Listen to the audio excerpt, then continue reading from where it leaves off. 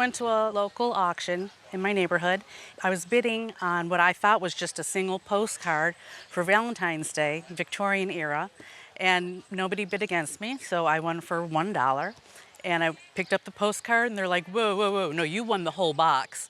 So I got a shoebox full of somebody's life, and there was these postcards in it. And when I saw Fred Rogers, I thought, that's the superhero of public television. That's got to be something very special.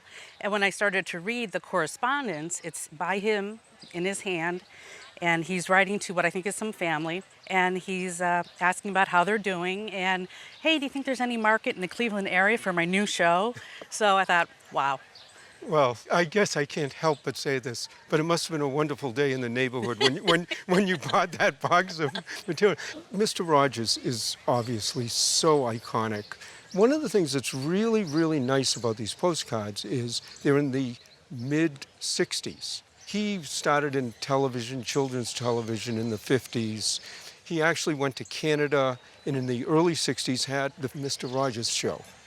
And he finally came back from Canada and went to WQED in Pittsburgh in 1966 and started Mr. Rogers' Neighborhood. In this, he mentions ETV. They were a small network of Eastern public television stations to share shows. What he's saying in one of the letters that I particularly like, he was saying, okay, we have a few stations that have picked the show up in the Eastern educational, but do you think maybe Cleveland would pick it up?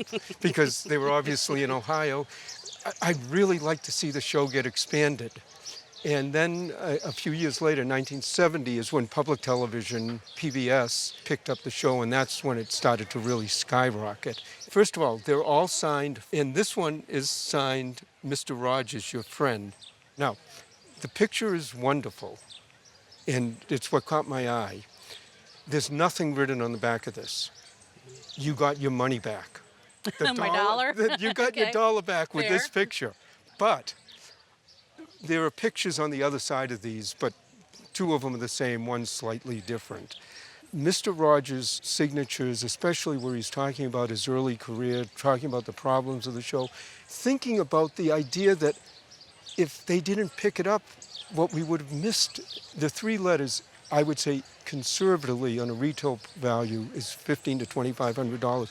Conservatively, as a package, and they're just so much fun. I mean, what can you say?